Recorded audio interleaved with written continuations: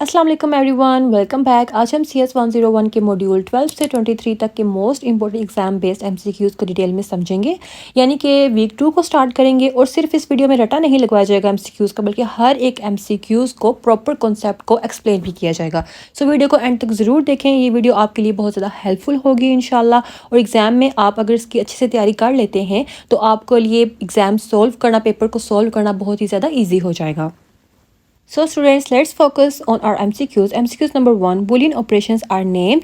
इसका correct answer है George बुली। George बुली operations का नेम जॉर्ज बुली के नाम पर इसलिए रखा गया था क्योंकि जॉर्ज बुली एक मैथमेटिशियन थे जिन्होंने क्या किया था कि बूलियन अलजेब्रा को इंट्रोड्यूस किया था। कंप्यूटर साइंस में जो लॉजिक यूज़ होता है जैसे येस नो, ट्रू और फॉल्स, 0 और 1, वो इसी कॉन्सेप्ट पर बेस्ड होता है। जब कंप्यूटर डिसीजन लेता है तो आउटपुट जो होती है ना वो ये देखता है कि वो सही दी गई है या फिर गलत दी गई है, तब बूलियन ऑपरेशंस यूज़ होती हैं और इसीलिए उन्हीं का नाम बहुत ज़्यादा इंपॉर्टेंट है कंप्यूटर की फील्ड में।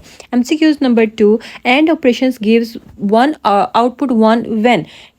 यानी कि व्हेन आउटपुट कब दिया जाता है। एंड ऑपरेशंस जो होते हैं ना उनका रूल बहुत ज़्यादा स्ट्रिक्ट होता है और जो और ऑपरेशंस होते हैं जिनको हम आगे स्टडी करेंगे उनका रूल्स थोड़ा सा इजी होता है। पहले हम एंड ऑपरेशंस को देख लेते हैं कि एंड ऑपरेशंस जो होते हैं इसमें आउटपुट तभी 1 आता है जब दोनों इनपुट्स 1 हो। अगर एक जो है ना वो भी अगर एक भी जो है ना उनमें ज़ीरो हो जाए ना तो रिजल्ट जो है ना वो ज़ीरो बन जाता है। फॉर एग्जांपल अगर यहाँ पे मैं आपको एक स्क्रीनशॉट भी ऐड करती हूँ, 1 and 1 equal to 1, 1 and 0 equal to 0, इसी तरह ही 0 एंड 0 इक्वल टू 0 आएगा। अगर मैं इसको एक रियल लाइफ एग्जाम्पल के थ्रू समझाऊँ तो फॉर एग्जाम्पल अगर आपसे टीचर कहे कि असाइनमेंट एंड क्विज एक ही टाइम में सबमिट करनी है, तो अगर इन दोनों में से एक भी मिसिंग होगी तो आपका रिजल्ट 0 आएगा, और अगर दोनों सेम सबमिट हो जाएंगी तो रिजल्ट आपका इक्वल आएगा, सेम आएगा। आगे MCQs नंबर 3 है, और ऑपरेशंस प्रोड्यूस इज व्हेन। और ऑपरेशंस होते हैं इनका कॉन्सेप्ट थोड़ा इजी होता है जैसे मैंने आपको पहले बताया। इसमें अगर किसी एक साइड पर भी 1 हो तो आउटपुट 1 आ जाता है। सिर्फ तब 0 आता है जब दोनों इनपुट्स जो होती है ना वो 0 हो। फॉर एग्जाम्पल 1 और 0 इक्वल टू 1, 0 और 1 इक्वल टू 1, इसी तरह ही 0 और 0 आए तो इक्वल टू 0 ही आएगा। MCQs number 4, XOR operations produce 1 when. ये कब 1 को प्रोड्यूस करता है, क्योंकि ये जो होता है ना ये थोड़ा सा यूनिक कॉन्सेप्ट होता है इसका। XOR का मतलब होता है एक्सक्लूसिव और, ये सिर्फ तब दी जाती है जब 1 हो, यानी कि इनपुट डिफरेंट हो। अगर सेम हो तो आउटपुट 0 होता है। For example 1 XOR 1 equal to 1, इसी तरह अगर 0 XOR हो 1 तो इक्वल टू 1 ही आएगा, और 1 XOR 1 इक्वल टू 0, इसी तरह 0 XOR इक्वल टू 0 हो तो इक्वल टू 0 ही आएगा। MCQs number 5, not operations. अब देखते हैं कि नॉट ऑपरेशंस क्या होता है। नॉट ऑपरेशंस जो है ना ये इनपुट को उल्टा कर देते हैं, इसीलिए इसको इन्वर्टर भी कहते हैं। अगर इनपुट 1 हो तो आउटपुट 0 बन जाता है, और अगर इनपुट जो है ना वो 0 हो तो आउटपुट 1 बन जाता है। For example not 1 equal to 0 आएगा और नॉट 0 इक्वल टू 1 आएगा। यानी ये सिर्फ ऑपोजिट वैल्यूज़ जो होती है ना उनको देता है, ऑपोजिट वैल्यूज़ देता है। MCQs number 6, what is the result of 1 and 0। अब 1 एंड 0 का रिजल्ट क्या आएगा, इसका करेक्ट आंसर है बी, 0 आएगा। अब ये क्यों आएगा 1 एंड 0 का आंसर 0? इसलिए होता है क्योंकि एंड ऑपरेशंस जो है ना इनमें दोनों इनपुट्स का 1 होना ज़रूरी होता है। यानी अगर एक इनपुट 0 है तो इसीलिए जो इसका आउटपुट है वो भी 0 ही आएगा। MCQs number 6, what is the result of 1 और 0। अब 1 और 0 का रिजल्ट क्या आएगा। ये MCQs आपने आराम से सुकून से समझने हैं ताकि आपको इसका कॉन्सेप्ट अच्छे से याद रहे और अच्छे से समझ भी आ जाए। 1 और 0 का आंसर 1 होता है क्योंकि और ऑपरेशंस में एक भी 1 हो तो रिजल्ट जो है ना वो 1 आ जाता है। Next MCQs number 8, what is the result of 1 XOR 1। अब इसका राइट आंसर है ए, यानी कि 0। इसलिए कि 1 XOR 1 का आंसर 0 होता है क्योंकि XOR डिफरेंट वैल्यूज़ पर बेस्ड होता है, और ये 1 देता है क्योंकि यहाँ दोनों सेम होती हैं इसलिए रिजल्ट भी 0 होता है। अगे MCQs 9, hexadecimal notation is use to.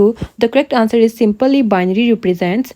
इसका ऑप्शन बी करेक्ट आंसर है कि हेक्साडेसिमल नेशंस जो होती है ना, नोटेशन जो होती हैं ये बाइनरी नंबर्स को शॉर्ट और इजी बनाने के लिए यूज़ होती है। बाइनरी नंबर बहुत ज़्यादा लंबे होते हैं बेसिकली, इसलिए हेक्साडेसिमल उनको कॉन्सेप्ट को जो है ना वो फॉर्म में कन्वर्ट कर देता है।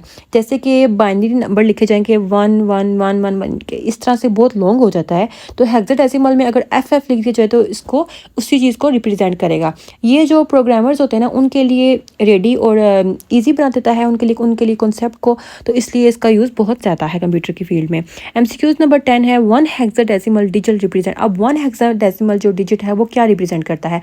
एक जो हेक्साडेसिमल डिजिट है वो 4 बिट्स को रिप्रेजेंट करता है। फॉर एग्जांपल कि अगर बाइनरी 1010 इक्वल टू हेक्साडेसिमल आए ना, तो ए जो है यानी 4 बाइनरी डिजिट्स मिलकर 1 हेक्साडेसिमल डिजिट बनाते हैं।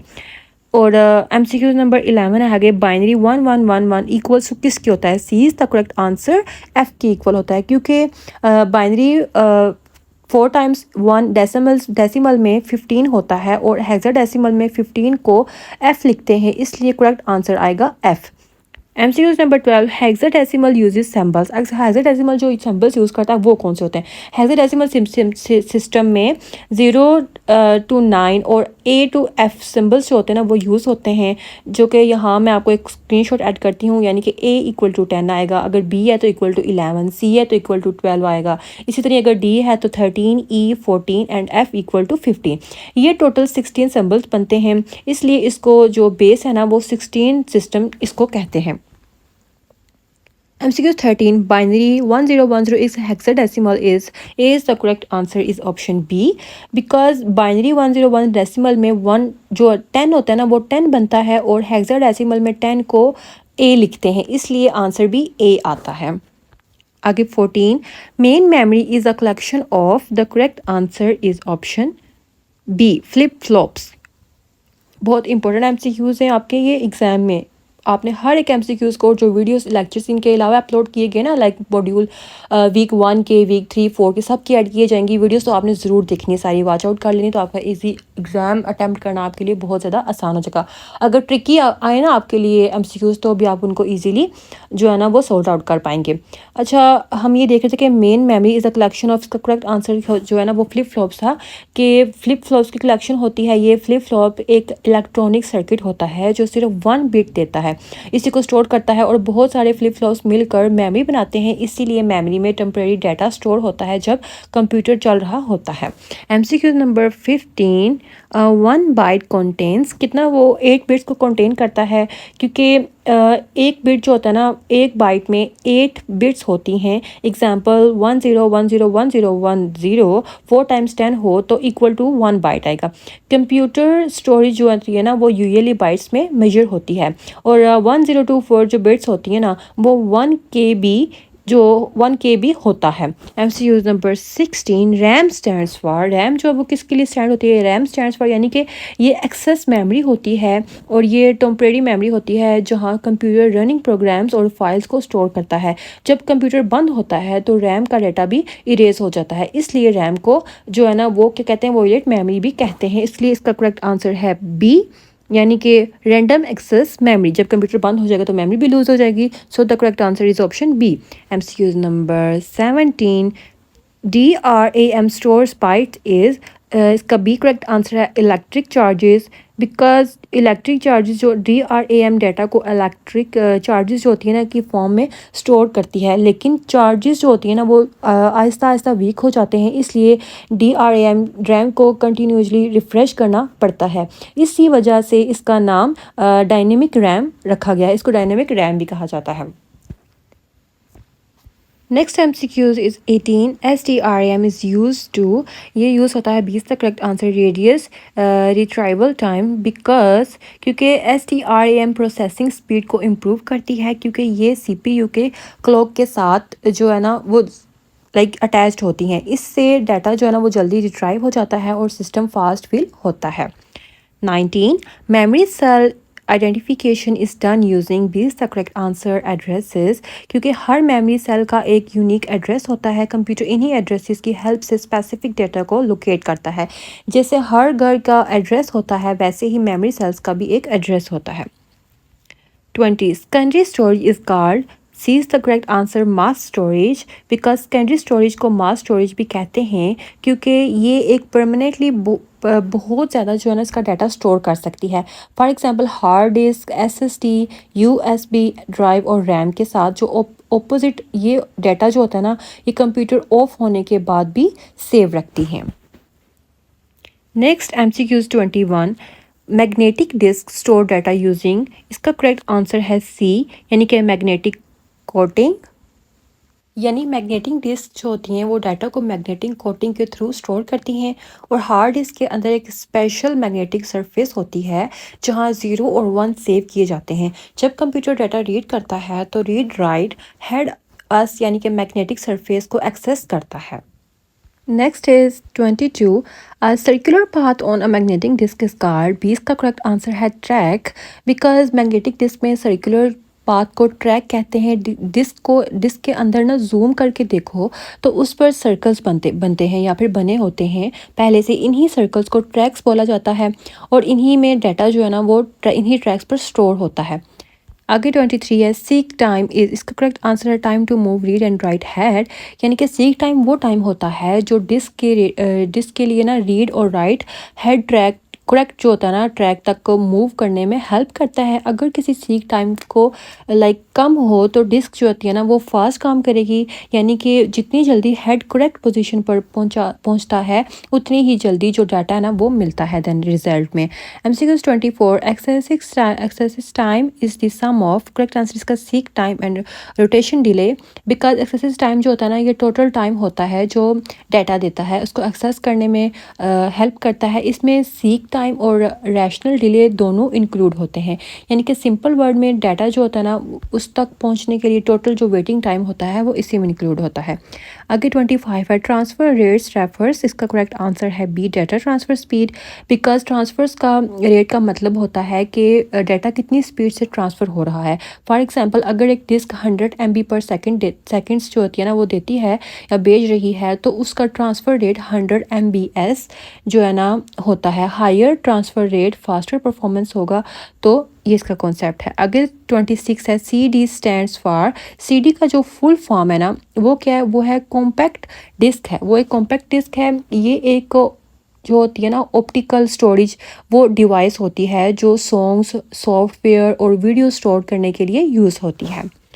27 data in CDS is read using, इसका करेक्ट आंसर है लेज़र, क्योंकि CDS में डाटा लेज़र जो बीम होती है ना उनके थ्रू रीड होता है, यानी कि फिजिकल टच नहीं होता बल्कि लेज़र लाइट देता है जो कि डिटेक्ट करता है कि क्या इसका सिस्टम है। आगे 28 है DVD स्टोरेज कैपेसिटी, DVD की स्टोरेज कैपेसिटी है वो कितनी होती है, इसका करेक्ट आंसर है ऑप्शन सी यानी कि CD greater than CD, because greater than CD इस सीडी से ज़्यादा होती है, इसीलिए वजह से DVDs में मूवीज़ और लार्ज सॉफ्टवेयर जो होती है ना वो स्टोर किए जाते हैं और CD यूजुअली 700 MB होती है, जबकि DVD जो होती है ना वो 4.7 GB या फिर उससे ज़्यादा स्टोर कर सकती है। आगे 29 है ब्लू रे डिस्क यूजेस, का करेक्ट आंसर है blue violet lasers, because blu ray disc जो होती है ना वो ब्लू वायलेट लेज़र्स यूज़ करती हैं। ये लेज़र ज़्यादातर एक्यूरेट होती है, इसीलिए इसको ब्लू रे में DVDs से भी ज़्यादा डाटा स्टोर करने में इसकी कैपेसिटी होती है और मोस्टली HD मूवीज़ के लिए यूज़ होता है ये वाला फीचर। आगे 30 है ऑप्टिकल सिस्टम्स आर बेस्ट, इसका करेक्ट आंसर है long continuous data, option B. Optical system जो होता है उसमें लॉन्ग कंटिन्यूस डाटा के लिए बेस्ट होते हैं क्योंकि इसमें मूवीज़ सॉन्ग्स और वीडियोस जो होती है ना वो स्टोर की जा सकती हैं, क्योंकि ये लार्ज मीडिया फाइल्स होती हैं जो एफिशिएंटली हैंडल कर सकती हैं ईजिली फाइल्स को। 31 flash drive stores data using, इसका बी करेक्ट आंसर है इलेक्ट्रॉनिक सिग्नल्स, क्योंकि फ्लैश ड्राइव डाटा जो होती है ना वो इलेक्ट्रॉनिक सिग्नल्स की जो फॉर्म में इस्तेमाल की जाती हैं, इनमें मूविंग पार्ट्स नहीं होते बल्कि इसलिए ये फास्ट और पोर्टेबल होती हैं, एग्जांपल USB ड्राइव्स वगैरह। आगे 32 है SSD स्टैंड्स फॉर, इसका करेक्ट आंसर है a solid state disk, then SSDR stands for quiet and fast.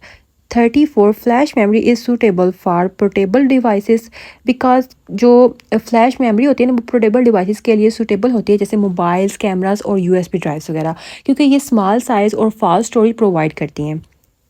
35 SDHC cards can provide storage up to, इसका करेक्ट आंसर है 32 GB, because SDHC stands maximum 32 GB तक storage होती है ना वो provide करते हैं और ये मेमोरी कार्ड्स मोस्टली कैमरास और मोबाइल्स में यूज़ होते हैं, इनको मेमोरी कार्ड्स भी कहा जाता है। 36 ASC11 स्टैंड्स फॉर, इसका करेक्ट आंसर है American standards code information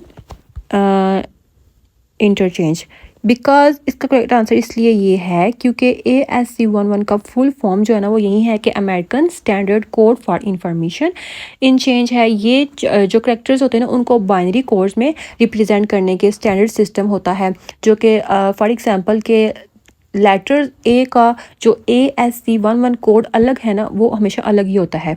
37 ASC11 uses, इसका यूजेस 7 बिट्स यूज़ होते हैं क्योंकि ASC 7 बिट्स यूज़ इसलिए करता है क्योंकि इसमें ये टोटल ना 128 कैरेक्टर्स जो होते हैं ना उनको रिप्रेजेंट कर सकता है। 38 ASC11 can represents ASCLL can represent, इसका करेक्ट आंसर है 128 करेक्टर्स। बिकॉज के जो करेक्टर्स रिप्रेजेंट इसलिए करता है 28 क्योंकि इसमें नंबर्स जो होते हैं उनके सिंबल्स शामिल होते हैं। 39 यूनिकोड स्पोर्ट्स, यूनिकोड स्पोर्ट्स का करेक्ट आंसर है मल्टीपल लैंग्वेजेस, क्योंकि ये ज़्यादातर लैंग्वेज को इसलिए सपोर्ट करता है क्योंकि ASC11 के सिर्फ लिमिटेड इंग्लिश होती है उसमें और उसके करेक्टर सपोर्ट करता है, लेकिन यूनिकोड में उर्दू वगैरह और अरबिक चाइनीज़ लैंग्वेज को भी सपोर्ट कर सकता है। इसमें बहुत सी लैंग्वेज को ऐड करके उनको उनके ज़रिए अपने कॉन्सेप्ट को ईजी वे में सोल्व किया जा सकता है। आगे 40 है UTF-8 इज़, इसका करेक्ट आंसर है character encoding method. Because UTF-8 एक करेक्टर इनकोडिंग मेथड होता है जो कि यूनिकोड करेक्टर्स को स्टोर करता है। इंटरनेट और वेबसाइट्स में UTF-8 जो होते हैं ना वो बहुत कॉमन यूज़ होती हैं। आप अगर ये वीडियोस जो है ना इनको अच्छे से समझ लेंगे तो ये आपके लिए बहुत ज़्यादा इजी रहेंगी एग्ज़ाम सॉर्ट आउट करने में। आई नो कि इनको प्रॉपर देखना और समझना, और अगर आपने हैंड आउट्स भी पढ़े हुए ना तो आपके लिए इजी हो जाएगा, लेकिन थोड़ा सा होता है कि मतलब तो टाइम देना पड़ता है। लेकिन अगर आप एग्ज़ाम में अच्छे मार्क्स लेना चाहते हैं तो आपको टाइम देना पड़ेगा। इसलिए लेक्चर्स को बिल्कुल भी बोरिंग तरीके से ना समझें, बल्कि इनको अच्छे से एनर्जेटिक होकर समझें ताकि आपके लिए फ्यूचर में आसानी हो। 41 MCQs है आगे बाइनरी नोटेशंस यूजेस डिजिट्स, इसका करेक्ट आंसर है 0 and 1। बिकॉज जो बाइनरी नोटेशंस होती हैं ना 0 और 1 डिजिट्स यूज़ करती हैं, और ये कंप्यूटर इलेक्ट्रॉनिक्स जो होते हैं ना उनको डू स्टेट्स समझते हैं, यानी ऑन और ऑफ, इसलिए बाइनरी यूज़ होता है।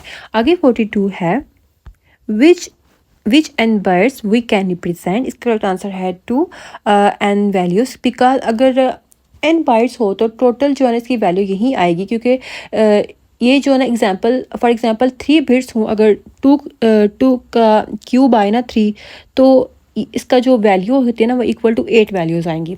आगे 43 है 16 बिट्स कैन रिप्रेजेंट, इसका करेक्ट आंसर है 6553 values. Because 16 bits total 6553 values को रिप्रेजेंट कर सकती है, क्योंकि जो है ना इसकी अगर मैं ये आपको एग्जांपल ऐड करती हूँ तो ये कैलकुलेशन कंप्यूटर स्टोरेज और कलर्स वगैरह में बहुत ज़्यादा यूज़ होती है।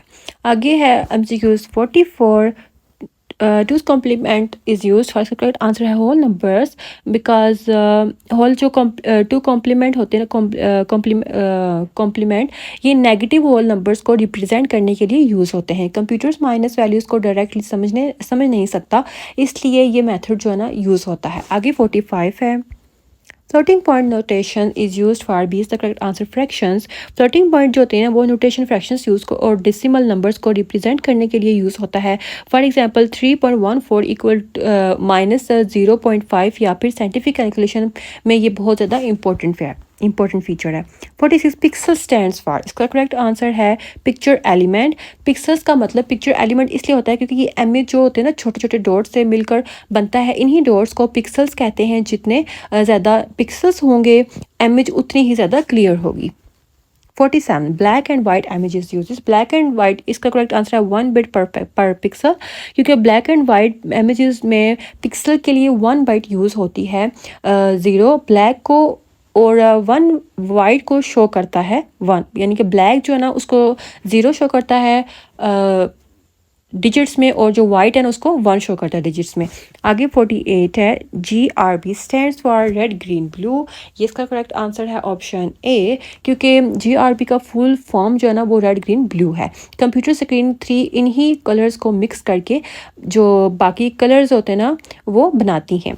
आगे 49 1 color pixel in RGB requires 3 bytes, option C is the correct answer. RGB images में एक कलर पिक्सल के 3 बाइट्स होनी चाहिए, और क्योंकि रेड ग्रीन और ब्लू इन जो तीनों की सेपरेट वैल्यूज़ होती है ना उनको स्टोर करती हैं। 50 image scaling to large size requires B is the correct answers more pixels, because जब इमेजेस को बंदा जो है ना बड़ा किया जाता है तो ज़्यादा पिक्सल्स की ज़रूरत नहीं होती, ताकि इमेजेस को ब्लर ना दिखाए। इससे प्रोसेस को जो होता है ना वो स्केलिंग कहते हैं। Next is 51. Sound amplitude is related to loudness is the correct answer, because sound amplitude जो होता है ना वो लाउडनेस से रिलेटेड होता है। ये जितनी ज़्यादा होती है ना आवाज़, ये उतना ही ज़्यादा लाउड होगा, ज़्यादा लाउड साउंड बनाएगा। 52 है टेलीफोन कम्युनिकेशन कॉमनली यूजेस, इसका करेक्ट आंसर है ऑप्शन सी 8000 सैम्पल्स सेकेंड्स। यानी टेलीफोन कम्युनिकेशन में कॉमनली 8000 सैम्पल्स पर सेकेंड्स यूज़ होते हैं, ताकि ह्यूमन वॉइस जो होती है ना वो क्लियरली जो है ना वो ट्रांसफ़र हो सके। आगे 53 है CD quality sounds recording uses, इसका करेक्ट आंसर है 44100 सैम्पल सेकेंड्स, बिकॉज क्योंकि CD क्वालिटी साउंड जो होती है ना वो रिकॉर्डिंग में जो है ना सैम्पल्स पर सेकेंड्स इतने यूज़ होते हैं, क्योंकि इस हाई सैम्पलिंग में रेट जो होती है ना उनकी जो ऑडियो होती है ना वो क्लियर और डिटेल में होती है। आगे 54 है MIDI स्टैंड्स फॉर, इसका करेक्ट आंसर है option A musical instrument digital interfaces. MID का फुल फॉर्म यही है, और ये इंटरफेस होता है इसका ये कि म्यूजिकल डिवाइसेस को कनेक्ट करने में ये हेल्पफुल होता है और स्टैंडर्ड होता है। 55 MIDI स्टोरेज का भी करेक्ट आंसर है music instructions. 56 binary system is based on powers of, A is the correct answer 2, because binary system powers of 2 पर बेस्ड होते हैं, क्योंकि हर नेक्स्ट पोजीशन की वैल्यू प्रीवियस से 2 टाइम्स ज़्यादा होती है। 57 डेसिमल नंबर 13 इज़ बाइनरी, इसका करेक्ट आंसर है C 1101, बिकॉज डेसिमल 13 को बाइनरी में कन्वर्ट करने के लिए जो आंसर आएगा वो यही आंसर आता है इसके इक्वल कि 1101। 58 बाइनरी ये 11 इक्वल्स टू डेसिमल किसके होता है 255, बिकॉज जो इसमें 255 इसलिए होता है कि ये 8 बाइट को मैक्सिमम अनसाइंड वैल्यूज़ होती हैं जिनको ये रिप्रेजेंट करता है। 59 बाइनरी 1 + 1 = बाइनरी में क्या आएगा, तो इसका एक आंसर क्या है सी, करेक्ट आंसर है 10, क्योंकि बाइनरी में 1 + 1 = 10 इसलिए होता है कि बाइनरी बेस 2 सिस्टम होता है। जैसे डेसिमल में 2 को बाइनरी में 10 लिखते हैं, इसी तरह इसका उल्ट होता है इधर। MCQ 60 binary addition is perform from, इसका करेक्ट आंसर है लेफ्ट टू राइट। ये लेफ्ट टू राइट परफॉर्म करता है, क्योंकि binary addition right to left perform होती है, क्योंकि कैरी राइट साइड से नेक्स्ट डिजिट की तरफ जो होता है ना वो मूव करता है, बिल्कुल नॉर्मल मैथ्स एडिशन की तरफ। ऑलराइट एवरीवन, आज हमने मॉड्यूल 12 से 23 तक के मोस्ट इंपॉर्टेंट MCQs के कॉन्सेप्ट्स को डिटेल में कवर किए, और मुझे उम्मीद है कि अब आपको Boolean operations, binary notations, memory storage और इमेजेस साउंड रिप्रेजेंटेशंस का काफ़ी इजीली आपको इसकी समझ आ गई होगी, और ये आपके लिए बहुत ज़्यादा ईजी हो गए होंगे। अब अगर क्लास हेल्पफुल लगी हो तो वीडियो को लाइक कर दें, अपने फ्रेंड्स के साथ शेयर कर दें, ताकि उनके लिए भी आसानी हो जाए एग्ज़ाम की प्रिपरेशन के लिए। और अगर आप नेक्स्ट मॉड्यूल्स के MCQs, क्विज़ेस या फिर कॉन्सेप्ट लेक्चर्स चाहते हैं तो कमेंट में सेक्शन में ज़रूर बताएं। टेक केयर एवरीवन, अल्लाह हाफिज़ एंड हैप्पी लर्निंग।